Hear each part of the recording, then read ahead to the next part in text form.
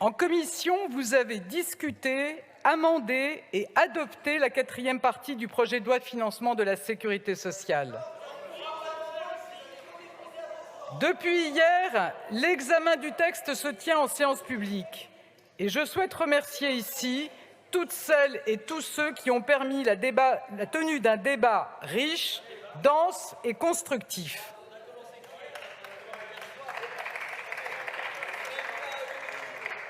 Cependant, aujourd'hui, 1160 amendements restent à examiner. Au rythme où vont les travaux, nous aurions donc encore besoin de plus de 80 heures de débat pour achever l'examen du texte. Or, nous arrivons au terme du calendrier que vous avez établi pour sa discussion.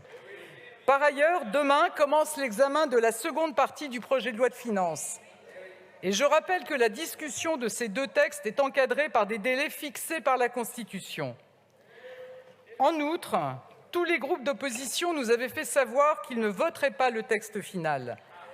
Malgré l'adoption du projet de loi en commission et la qualité des discussions en séance, aucun président ne nous a indiqué que la position de son groupe avait évolué. Nous avons besoin d'un budget de la sécurité sociale. Nombre des mesures de ce projet de loi sont attendues par les Français. Aussi, sur le fondement de l'article 49, alinéa 3 de la Constitution, j'engage la responsabilité de mon gouvernement sur la 4e partie et sur l'ensemble du projet de loi de financement de la sécurité sociale.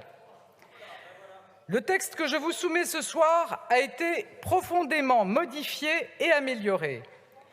Il tient compte de vos échanges en commission et il reprend la quasi-totalité des amendements adoptés en séance.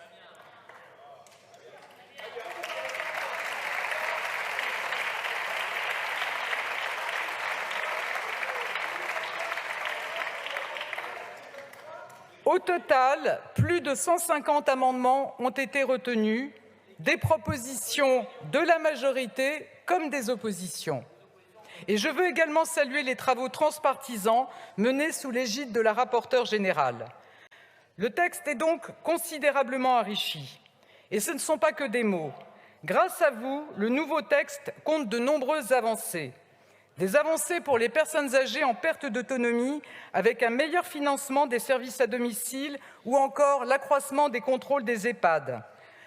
Des avancées pour la lutte contre les déserts médicaux, avec le renforcement de la permanence des soins et un meilleur partage des tâches entre les professionnels de santé. Des avancées pour une meilleure prise en charge des enfants en situation de polyhandicap. Des avancées, et je sais que c'était attendu, pour la prise en charge à 100% des prothèses capillaires pour les femmes atteintes de cancer.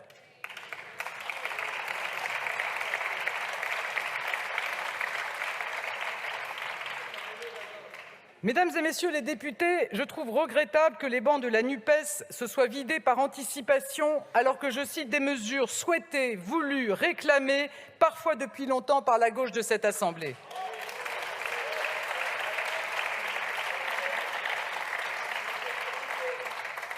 Mesdames et messieurs les députés, le débat parlementaire pourra se poursuivre au Sénat, puis en nouvelle lecture. Et nous continuerons à agir au service du progrès social, au service des Français. Je vous remercie.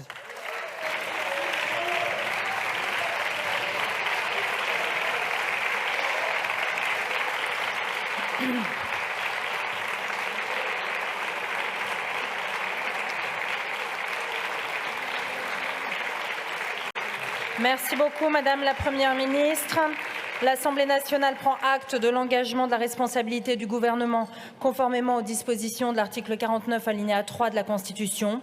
Le texte sur lequel la Première ministre engage la responsabilité du gouvernement sera inséré en annexe au compte-rendu de la présente séance. En application de l'article 155 alinéa 1er du règlement, le débat sur ce texte est immédiatement suspendu.